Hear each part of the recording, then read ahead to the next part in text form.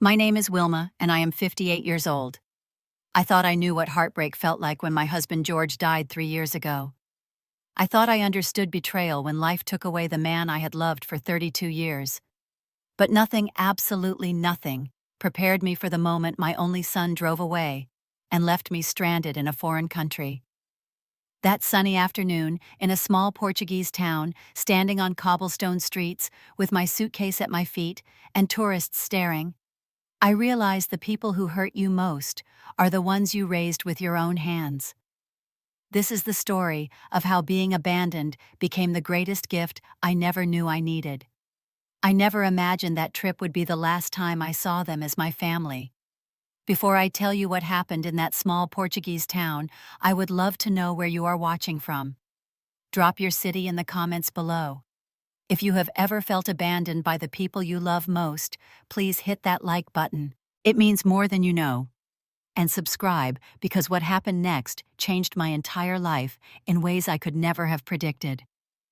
Now let me take you back to where it all began, to a life I thought was full, but was actually empty.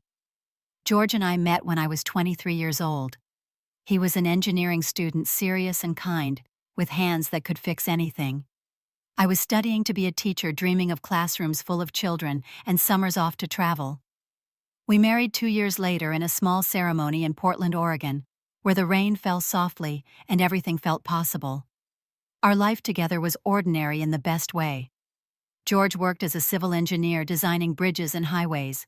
I taught third grade at Lincoln Elementary, where every September brought new faces and every June brought tears when they moved on. We were happy. We were enough for each other.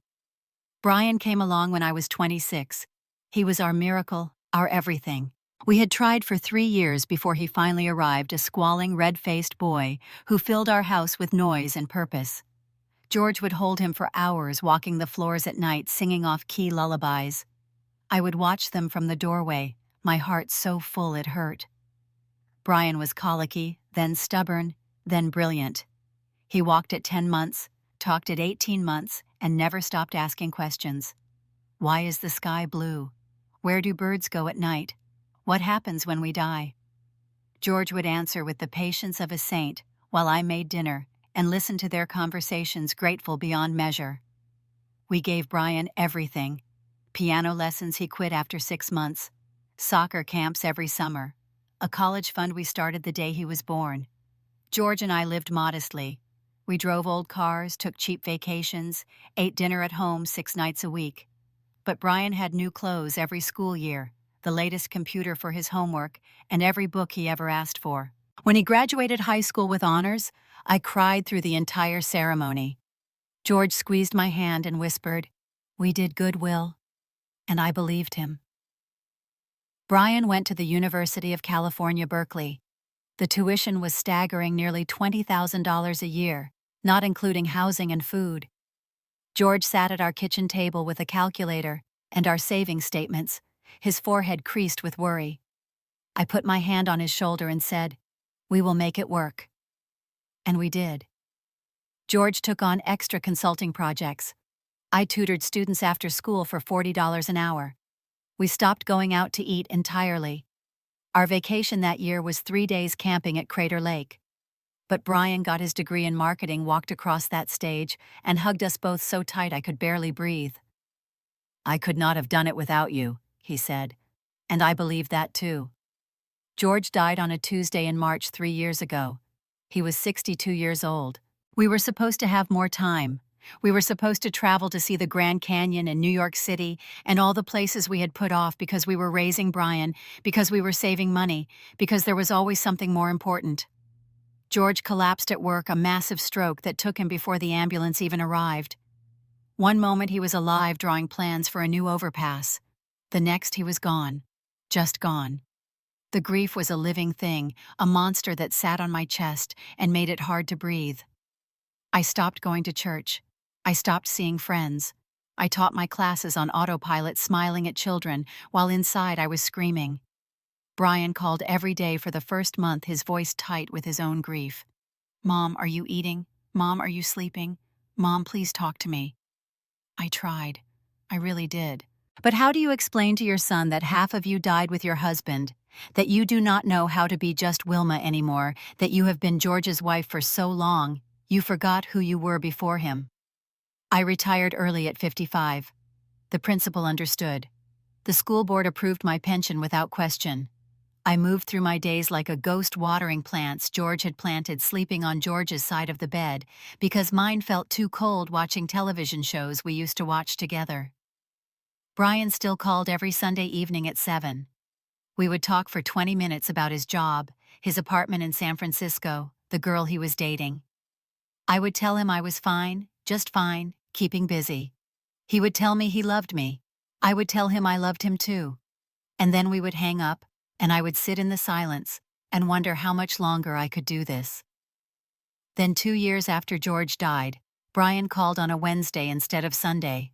"Mom," he said, and his voice was different, excited. "I want you to meet someone."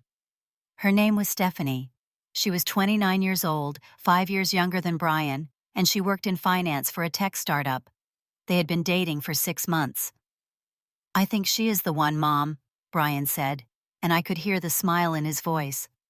My heart lifted for the first time in months. My son was happy. My son was moving forward. Maybe I could too. I met Stephanie 3 weeks later at a restaurant in downtown Portland.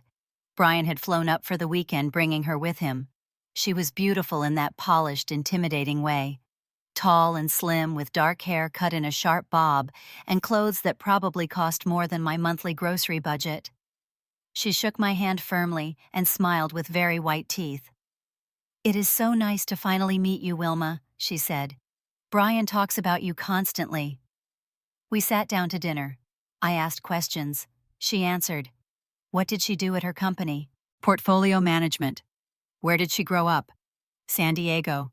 Did she have siblings? One brother a lawyer. The conversation was pleasant, but felt like a job interview. I tried to relax, tried to be warm, but Stephanie remained cool, professional, like we were colleagues rather than family. After dinner, Brian walked me to my car. "So," he said, grinning, "what do you think?" I hesitated. "She seems very accomplished," I said carefully. Brian's smile dimmed slightly. "But do you like her?" I chose my words carefully. "Brian, if you love her, that is what matters." He nodded, but something in his eyes closed off. "Yeah," he said. "Right." He hugged me goodbye, but it felt different, a little stiffer than usual. I drove home wondering if I had said the wrong thing, if I should have been more enthusiastic, if I was losing my son to a woman who looked at me like I was a stranger. They got married 8 months later, a small ceremony in Napa Valley that cost more than my first car. I wore a navy dress and smiled for photos and danced with Brian to a song I did not know. Stephanie's family was large and loud and wealthy, talking about vacation homes and investment portfolios. I felt small and old and out of place. At one point, Stephanie's mother asked what I did for a living. "I am retired," I said. "I was a teacher." She nodded politely and changed the subject. After that wedding, Brian's phone calls became less frequent. Every other week instead of every week, then once a month. I told myself it was natural. He was a newlywed, he was busy. But late at night, lying in bed, I missed my son with an ache that rivaled missing George. Then one evening in late April, my phone rang. It was Brian, and he sounded happy, really happy, in a way I had not heard in a long time. "Mom," he said, "Stephanie and I want to take you to Europe, our treat. 2 weeks in June. Portugal, Spain, maybe France. What do you say?" I was so shocked I could not speak for a moment. "Brian, that is too much. I cannot let you pay for that." He laughed. "Mom, you paid for my entire college education. You raised me. Let us do this for you, please."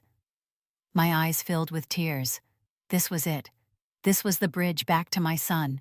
This was the chance to bond with Stephanie, to become a real family. "Okay," I said, my voice breaking. "Yes, I would love that." Brian whooped. "Yes. Okay, we will send you the itinerary. Pack comfortable shoes. This is going to be amazing, Mom. I promise." I hung up and sat in my quiet house, and felt something I had not felt since George died. Hope. Real, fragile, precious hope. I was going to Europe with my son. I was going to spend 2 weeks with him and his wife, seeing the world, making memories. Maybe, just maybe, everything was going to be okay. I spent the next month preparing. I bought new clothes from the clearance racks at Macy's, lightweight pants, comfortable walking shoes, a raincoat because I read it could be rainy in Portugal in June. I downloaded a language app and learned basic Portuguese phrases. Bom dia. Obrigada. Onde fica? I bought a new suitcase small enough to carry on the plane. I watched YouTube videos about Lisbon and Porto. I made lists of things I wanted to see. The tile museums, the port wine cellars, the ocean cliffs. George and I had always talked about going to Europe, but we never did. Now I was going, and I was going with our son. I wished George could see this. I wished he could know that Brian was taking care of me, that our boy was a good man. 2 days before the trip, I called Stephanie to ask about the itinerary. I wanted to know what to expect, what we would be doing each day. She answered on the 4th ring. Hello? Her voice was clipped. Hi, Stephanie. It is Wilma. I was just wondering if you could send me the itinerary. I want to make sure I am prepared. There was a pause. Brian will handle everything, she said. Just pack your bags. Her tone was not unkind, but it was not warm either. Okay, I said. I just thought maybe. Wilma, she interrupted. Just pack your bags. We will see you Saturday. And then she hung up. I stood in my kitchen holding the phone, that old unease creeping back. But I pushed it away. I was overthinking. She was busy. Everything was fine. The flight from San Francisco to Lisbon was 11 hours long. Brian and Stephanie sat together in the row ahead of me. I sat alone by the window watching the clouds and trying to sleep. Every so often, Brian would turn around and smile at me, ask if I needed anything. I would smile back and say I was fine. Stephanie never turned around once. When we landed in Lisbon, the airport was chaos. People speaking Portuguese signs I could not read, the smell of coffee, and something sweet I could not identify. Brian took charge, navigating us through customs, finding our luggage, hailing a taxi. I followed, tired and disoriented, trying to take everything in. The taxi drove us through narrow streets lined with buildings covered in colorful tiles. Laundry hung from balconies. Old women sat on stoops talking and laughing. It was beautiful and overwhelming, and I could not stop smiling. Our hotel was small, tucked into the Alfama district, one of the oldest parts of the city. The owner, a round-faced man who spoke broken English, checked us in and handed us 3 keys. 3 rooms, Brian said, seeing my face. We figured we would all want our own space. I had hoped really that I would share a room with someone to save money, but I nodded. Of course, that makes sense. My room was tiny but clean, with a window that overlooked a narrow street. I could hear music drifting up from somewhere, a woman singing in Portuguese, her voice sad and beautiful. I unpacked my suitcase, hung up my clothes, and sat on the edge of the bed. I was in Portugal. I was in Europe. This was real. That evening we walked to a restaurant Brian had found online. It was perched on a hillside with views of the river and the city spread out below us, all orange roofs and church spires. We ordered grilled fish and potatoes and wine. The waiter spoke English, thank goodness, and was patient with our questions. I tried to make conversation. This is incredible, I said, gesturing to the view. I cannot believe I am actually here. Brian smiled. I know, right? It is pretty amazing. Stephanie was scrolling through her phone. The food better be good, she muttered. This place has a 2-hour wait usually. I asked her about her job, trying to draw her into conversation. She answered in short sentences, her eyes flicking back to her phone between bites. I asked about her family, her friends, anything to connect. She responded politely, but with no warmth, like I was a stranger making small talk on a bus. Brian noticed. I could see it in the way he watched her, the way his smile got a little tighter. But he did not say anything. By the end of the meal, I felt exhausted, and not from jet lag. I felt like I was intruding, like I was the third wheel on their romantic vacation. When we got back to the hotel, I said goodnight quickly and went to my room. I lay in bed listening to the sounds of Lisbon at night and told myself tomorrow would be better. Tomorrow we would find our rhythm as a family. Tomorrow would be different. The next day we visited the Belém Tower, a fortress on the edge of the river that looked like something from a fairy tale. It was beautiful, all white stone and intricate carvings with views of the water that made my chest ache. But the stairs were steep and narrow, winding up and up. My knees started hurting after the second floor. I have had arthritis in my right knee for 5 years, nothing terrible, just a dull ache that gets worse when I climb stairs or walk too long. I slowed down, gripping the railing. "You okay, Mom?" Brian asked, stopping. "Yes, just give me a minute." I smiled, trying not to be a burden. Stephanie was already at the top, waving impatiently. "Can we move faster?" she called down. "We have a schedule." Brian looked torn between helping me and keeping up with his wife. "Go ahead," I said. "I will catch up." He hesitated, then nodded and continued up.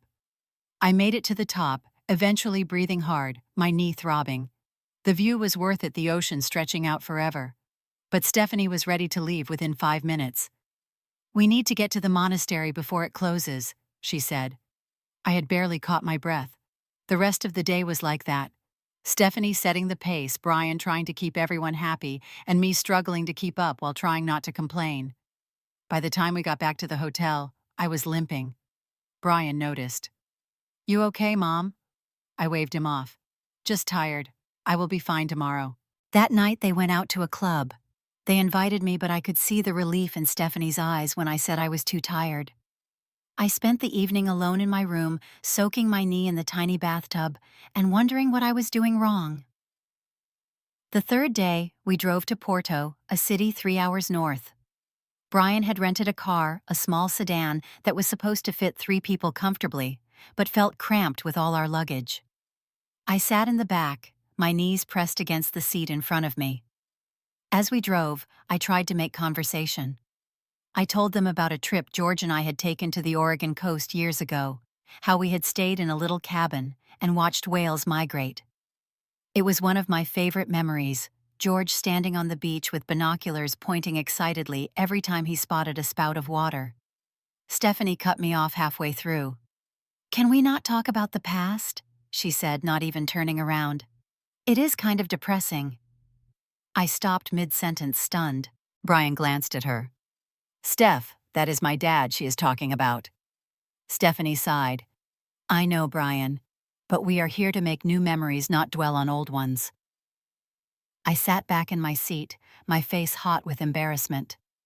The rest of the drive was silent, except for the GPS giving directions in Portuguese. I stared out the window, watching vineyards and villages roll past, and felt something harden in my chest. In Porto, we checked into another small hotel. That afternoon I suggested we visit the famous wine cellars across the river. I had read about them online, how you could tour the cellars and taste different ports. "Actually," Stephanie said, not looking at me, "Brian and I already booked a private tour. It is for couples only." I blinked. "Oh." Brian looked uncomfortable. "Sorry, Mom. We booked it last week. I forgot to mention it." I forced a smile. "That is okay. I can explore on my own." They left an hour later, dressed up and laughing as they walked out the door. I sat in my hotel room for a long time, staring at the wall.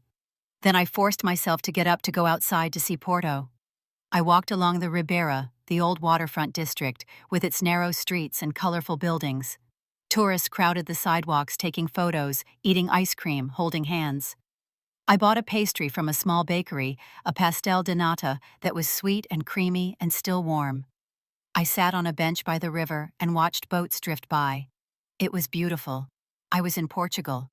I should have been happy. But I had never felt so alone in my life.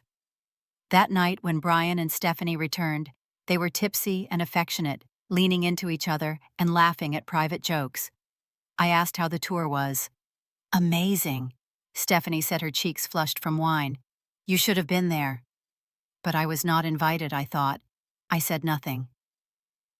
The fifth day we drove to Óbidos, a small medieval town about an hour south of Porto. It was the kind of place you see on postcards, all whitewashed buildings and cobblestone streets enclosed by ancient stone walls. Tourists wandered through narrow alleys, stopping at shops selling ceramics and lace. We parked outside the town walls and walked in through a massive stone archway. I wanted to explore slowly to take photos to soak it all in. But Stephanie was on a mission. "We need to see everything by 3, she announced. "We are driving back to Lisbon tonight and flying home tomorrow." I stopped walking. What, I thought we had 9 more days. We were supposed to go to Spain. Stephanie turned to face me, her expression impatient. "Plans change, Wilma. We are tired. This trip has been exhausting." I looked at Brian. "You want to go home?" He would not meet my eyes. "It has been a long trip, Mom. We think it is best." My chest tightened. But this trip was supposed to be for all of us. We barely spent any time together.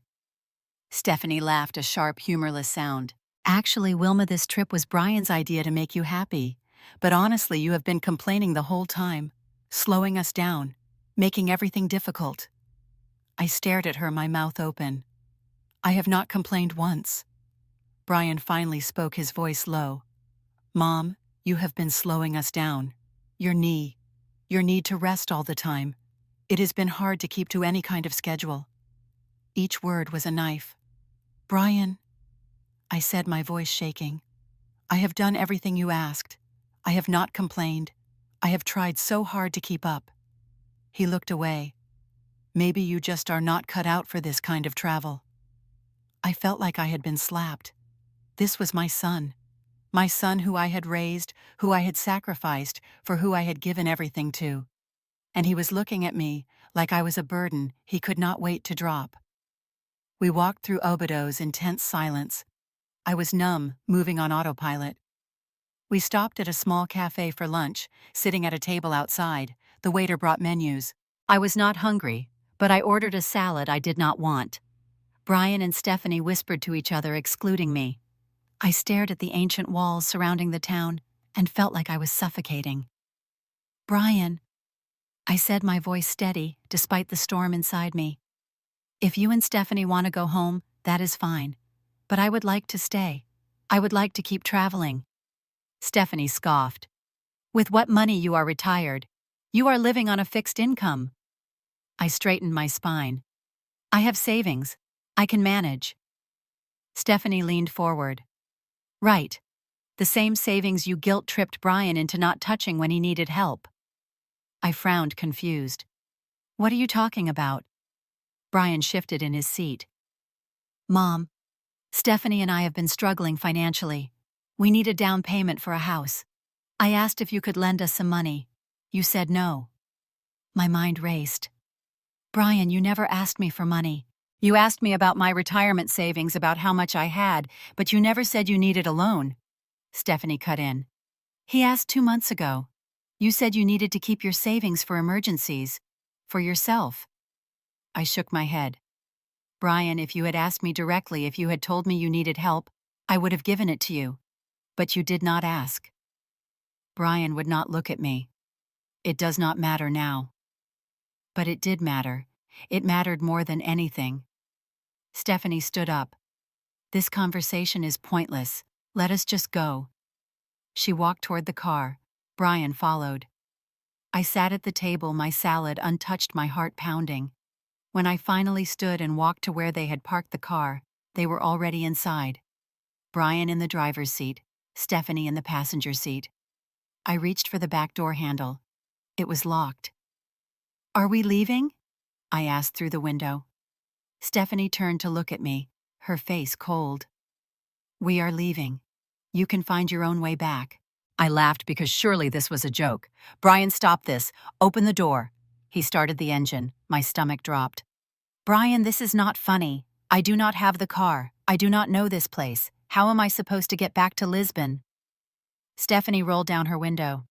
"You are a grown woman, Wilma. Figure it out. Maybe this will teach you not to take people for granted." I grabbed the door handle, but the car was still locked. "Brian, please. You cannot be serious." He leaned across Stephanie and looked at me, his face expressionless. Mom, we all need space. Stay here for a few days, cool off, then figure out how to get back to Lisbon. You can fly home from there. He opened his door, got out, walked to the trunk, and pulled out my suitcase. He set it on the cobblestones, got back in the car, and closed the door. Your phone works, he said through the window. Your credit card works. You will be fine. Stephanie leaned over and said something I will never forget. Let's see how she gets back. Then she laughed. Brian laughed too, a sound I did not recognize as he put the car in gear and drove away. I stood in the middle of the narrow street, my suitcase beside me, watching the car disappear around a corner. Tourists walked past, glancing at me with curiosity or concern. A woman asked in broken English if I was okay. I could not answer. I could not move. I could not breathe. My son. My only son. The child I had carried and raised and loved with every cell in my body. He had just driven away and left me in a foreign country like I was garbage he was disposing of. I do not know how long I stood there. Minutes. Maybe longer.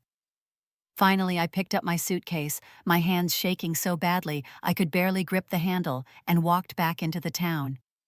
I found a small hotel, a family-run place, with a painted wooden sign that said, Pensão Madalena.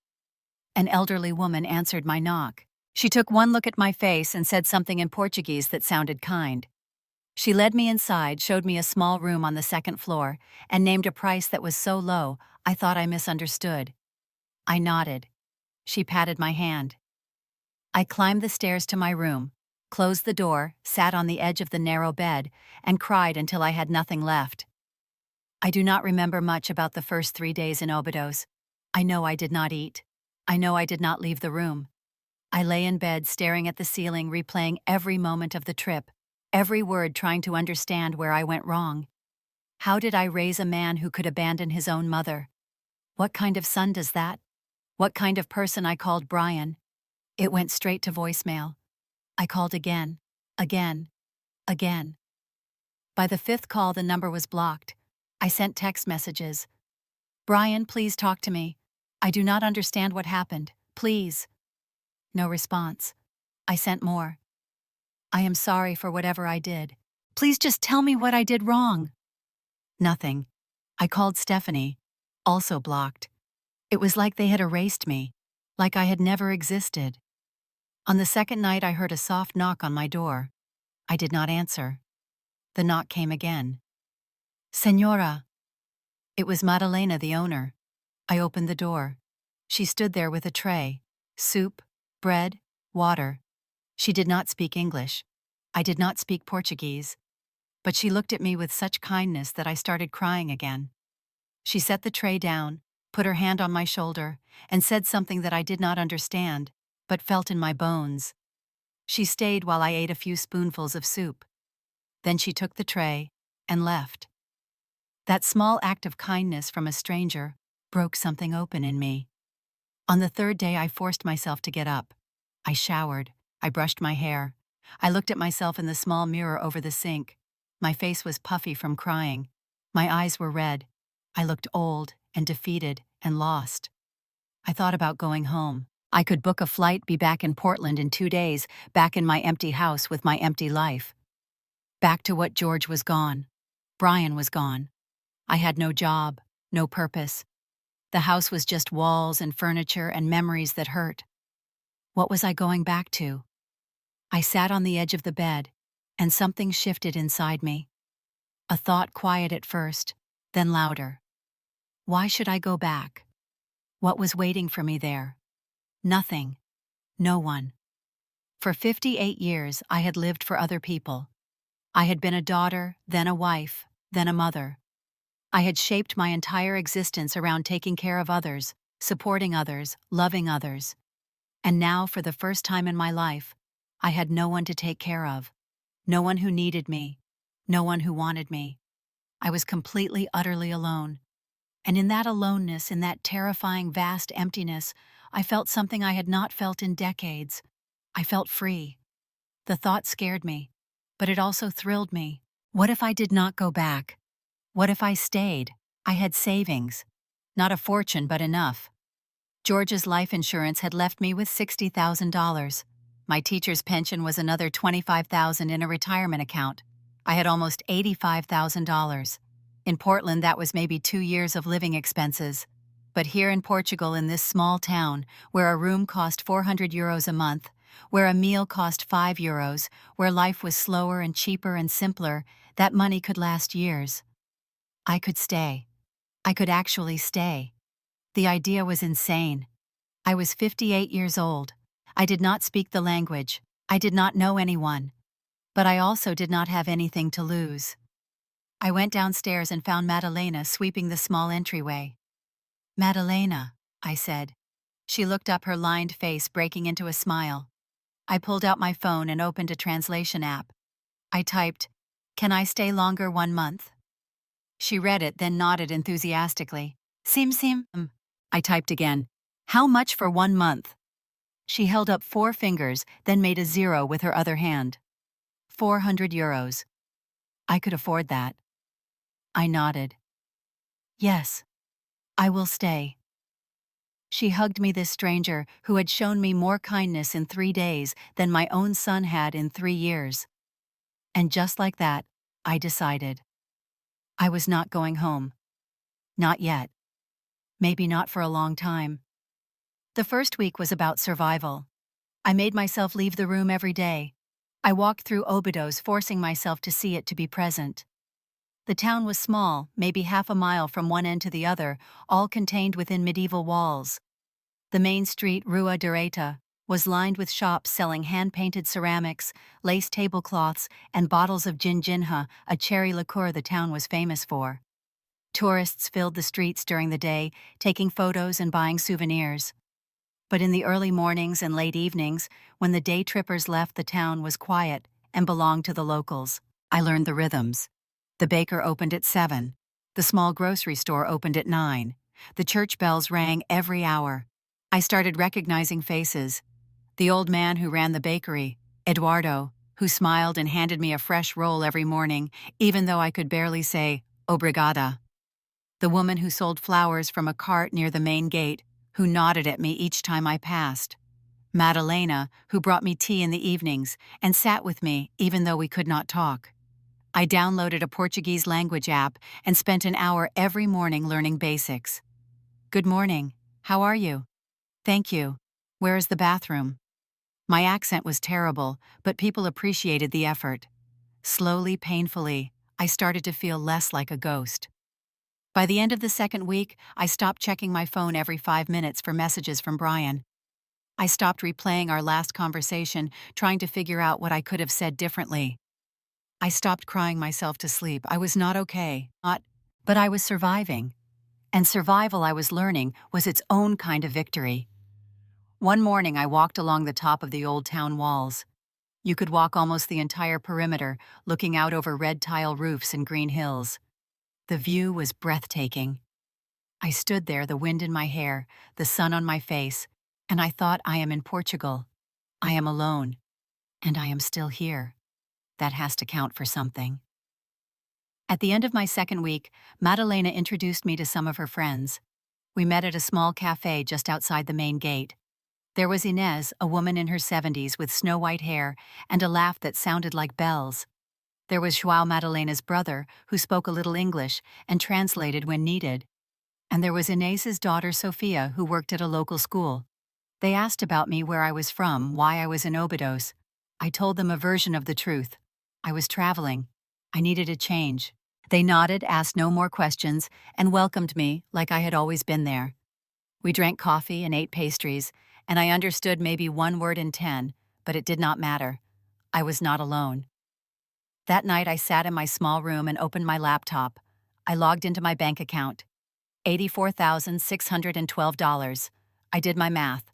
If I lived carefully, I could stay in Europe for 2 years, maybe more. I could see Spain, France, Italy, all the places George and I never got to. I could do it alone. I could do it for me.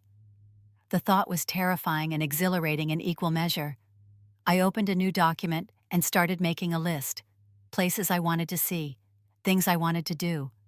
For the first time in 3 years, I was planning a future. Not for Brian, not in memory of George. For myself. Just for myself. On my 15th day in Obidos, I sent Brian one last message.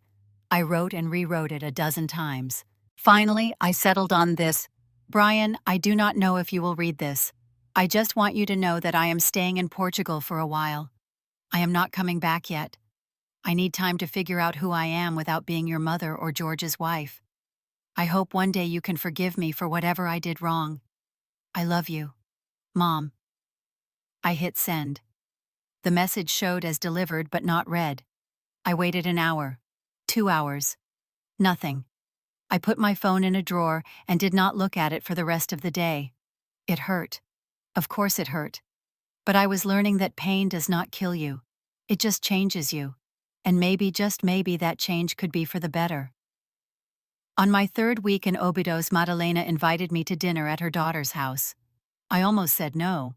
Meeting new people, trying to communicate in broken Portuguese, and gestures, it all felt exhausting. But Madalena looked so hopeful, so eager for me to come, that I agreed.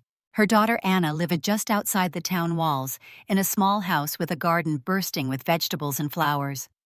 Anna was in her 40s, warm and round and constantly smiling. Her husband Tiago worked at a local winery. They had 2 teenage sons who spoke some English and were fascinated by America. We ate dinner outside under a grapevine, the table covered with food I could not name, but that tasted like comfort. Roasted fish, potatoes with garlic, some kind of greens, fresh bread, wine that Tiago had made himself. They asked about my life. I told them about George, about teaching, about Brian.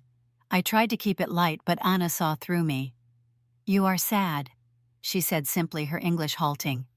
"Yes," I admitted, "but I am getting better." She reached across the table and squeezed my hand. No words, just that gesture. After dinner, Madalena pulled out a photo album. Pictures of her late husband, of Anna, as a child, of family gatherings and holidays. She pointed to a photo of a man with a kind face. "My Jose," she said. "He died 10 years ago." She touched her chest. "Here. Always here." I understood. George would always be with me too. But that did not mean I could not keep living. That night, walking back to the pension, under a sky full of stars, I felt something I had not felt in years. I felt grateful. Not for what I had lost, but for what I was finding. Connection. Purpose. Myself. The next morning, I walked into a small shop that sold used goods and asked in terrible Portuguese if they had a camera. The owner, an old man with thick glasses, disappeared into the back and returned with a Canon AE1. It was old film, not digital, but it was perfect. I had owned one just like it when I was in my 20s, before Brian, before marriage, when I dreamed of being a photographer. I had given it up like I gave up so many things, because life got in the way, because there was always something more important. I bought the camera for €30 and 3 rolls of film. I started taking photos, the morning light on the whitewashed walls, the flower seller arranging her bouquets, children playing in the square, old men sitting on benches arguing about soccer. At first I was rusty, unsure, but it came back to me, that feeling of framing a moment, of capturing something fleeting and making it permanent. I shot 2 rolls of film that week. I found a small shop in the next town that still developed film and picked up my prints 3 days later. They were not perfect. Some were overexposed, some were out of focus, but they were mine. They were proof that I was here, that I was seeing, that I was alive. One afternoon, I was photographing the view from the town walls when a man approached. He was tall and lean, in his late 50s, with gray hair pulled back in a ponytail and paint stains on his shirt. "You have a good eye," he said in English with a Scandinavian accent. I turned surprised. "Thank you." He introduced himself. Lars from Denmark. He was a painter, had been living in Portugal for 4 years. He had seen me around town, noticed I was always taking photos. We talked for an hour, standing on those ancient walls. He told me about leaving his job in tech, selling his company, and deciding to pursue art full-time. "Life is too short to do things that do not make your soul sing," he said. I told him about George, about Brian, about ending up here by accident. There are no accidents, he said, only doors opening. Before he left, he invited me to a gathering that weekend. A few of us expats meet at a bar on Friday nights. You should come. Friday night, I almost did not go. I was nervous out of practice at socializing. But I forced myself to walk to the bar, a tiny place called the Wanderer's Corner, tucked down a side street. Lars was there, along with a handful of others. Helen, a British woman in her 60s, with short gray hair and a wicked sense of humor. Carmen, a Canadian writer in her late 60s, who had moved to Portugal after her husband died. Marco, an Italian chef who ran a small restaurant in the next town. They welcomed me without question, without pity, like I was just another traveler finding my way. We drank wine and talked about books and politics and the best places to buy fresh fish. No one asked why I was alone. No one treated me like I was broken. I was just Wilma. And that was enough. Helen became my closest friend. She had left England 5 years ago after a brutal divorce. "Best thing that ever happened to me," she said. "Leaving forced me to figure out who I was without him. Turns out I quite like who I am." She was brash and funny and unafraid in a way I admired. She invited me on day trips. We took the bus to Peniche to see the ocean. We visited a tiny village where a woman made lace by hand and sold it for almost nothing. We ate seafood at a restaurant built into the cliffs, the waves crashing below us. Helen talked about travel, about the time she spent in Southeast Asia, about plans to visit Morocco in the fall. "You should come," she said. I laughed. "I have never been anywhere." She raised an eyebrow. "Well, you are somewhere now, are not you?" She was right. I was. Lars showed me his studio, a converted barn on the outskirts of town. Canvases leaned against every wall, bursts of color and light. "This is what freedom looks like," he said, gesturing around. "Doing what you love without asking permission." He looked at my photos, the prints I had been carrying around in an envelope. "These are really good, Wilma. You should keep going. Maybe even sell them." The idea seemed absurd. Who would buy my photos? But he was serious. He knew a gallery owner in Lisbon who was always looking for new work. "Just think about it," he said. I did think about it. That night, lying in bed, I let myself imagine it. My photos in a gallery. People looking at them, connecting with them. It felt impossible. But a month ago, staying in Portugal alone felt impossible too. And here I was. At the end of my 3rd week, Helen mentioned she was going to Seville the following week. "A friend of mine runs a small hotel there. I visit once a year. You should come with me." I hesitated. Leave Obidos, I had just started feeling safe here. But Helen was persistent. "Wilma, you cannot hide in this town forever. There is a whole world out there. Let's go see some of it." I thought about it for 2 days. Then I said yes. We took a bus from Obidos to Seville, a 5-hour journey through rolling hills and small villages. Seville was loud and hot, and overwhelming, so different from quiet Obidos. We stayed with Helen's friend Maria, who ran a small guest house in the Santa Cruz neighborhood.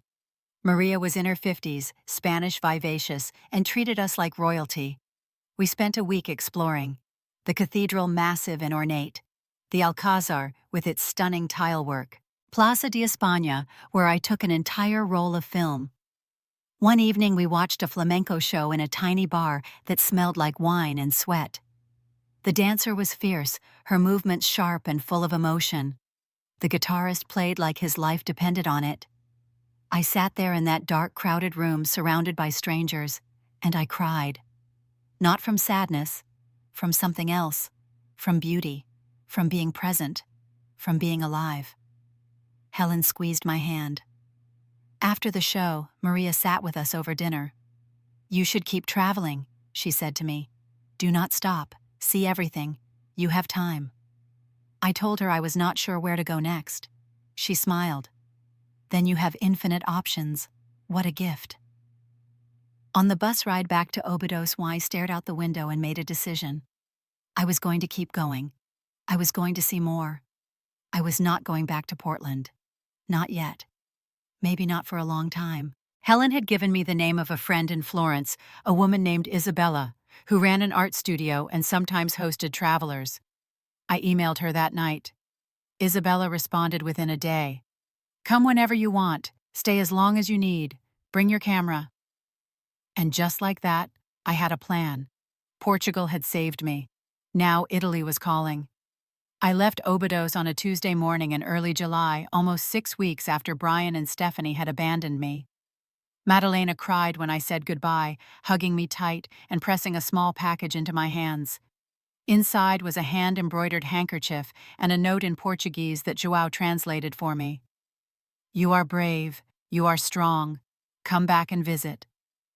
I promised I would. Eduardo at the bakery gave me a bag of rolls for the journey. Inez gave me her daughter Sophia's phone number in case I ever needed anything. These people who had known me for less than 2 months had shown me more love than my own family.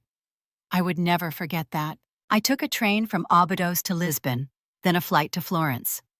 As the plane lifted off, I looked out the window at Portugal, disappearing below me.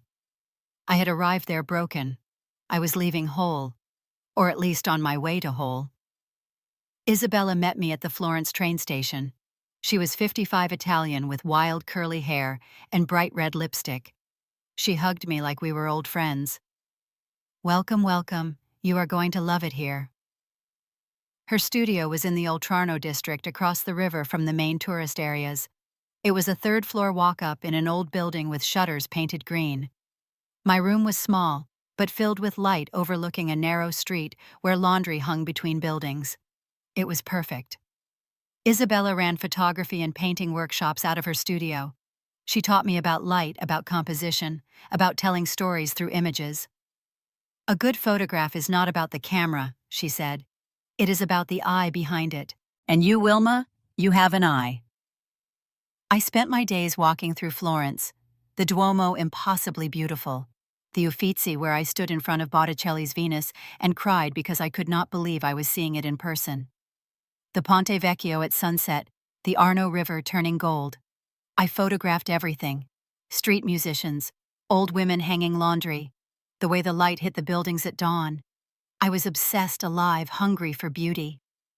Isabella introduced me to other artists in the community. Painters, sculptors, writers, musicians. They met at a small trattoria every Thursday night eating pasta and drinking wine and arguing about art and politics. I was the oldest one there, but no one cared. They asked about my work, about what I was trying to say with my photos. I had never thought about it that way. But as I talked, I realized I was documenting resilience. Ordinary people living ordinary lives with grace and beauty. That was what I was drawn to. That was what I wanted to capture. To earn a little extra money, Isabella connected me with a family who needed an English tutor for their teenage son. I met with Luca 3 times a week, helping him with grammar and conversation. He paid me €20 an hour. It was not much, but it meant I was not just living off my savings. I was contributing, working, being useful. For the first time since I retired, I had a purpose beyond just existing. At night, I would sit on my small balcony with a glass of wine and look out at the terracotta roofs and think about how impossible this all seemed. 2 months ago, I was standing in a Portuguese town, abandoned and broken. Now I was living in Florence, taking photos, teaching English, surrounded by people who saw me as more than just someone's mother or someone's widow. I was Wilma, and Wilma was doing just fine.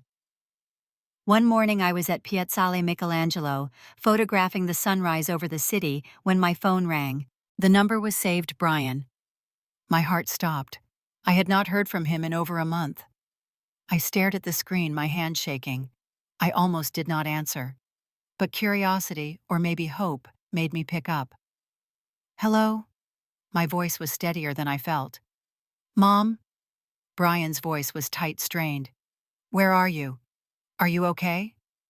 I looked out at Florence spread below me, the Duomo catching the first light. I am in Florence. I am fine. Silence. Then, Florence. What are you doing in Italy? I almost laughed. Living, Brian. I am living. Another pause. We thought you went back to Portland. Why would you think that? I asked, my voice calm. You left me in Portugal without a car in a town I did not know. Why would you assume I would just go home? He did not have an answer for that. Mom, Stephanie, and I have been worried. I felt anger flare hot and bright. Worried you blocked my number, Brian. That was a mistake. I was angry. But Mom, we need to talk. Can I see you in person? I did not understand. Why? Because you are my mother, he said, and his voice cracked. And I need to see you. 2 days later, Brian and Stephanie flew into Florence. I agreed to meet them at a cafe near the Piazza della Repubblica. I arrived early, sitting at a small table in the shade, watching tourists stream past. I was nervous, but also strangely calm. This was not my son coming to rescue me. This was my son coming because he needed something. When they arrived, Brian looked terrible. Thinner, pale, with dark circles under his eyes. Stephanie looked angry. Brian hugged me. I let him, but I did not hug back immediately. We sat down. Mom, Brian started, his voice shaking. I am so sorry. Leaving you in Obidos was cruel. I do not know what I was thinking. I looked at him. Yes, it was cruel. He flinched. Stephanie and I have been fighting ever since. I realized I made a terrible mistake. Stephanie crossed her arms. I told him we should just leave you alone. You are clearly fine. I turned to her. I am fine, but not because of you two. Brian reached for my hand. Mom, please.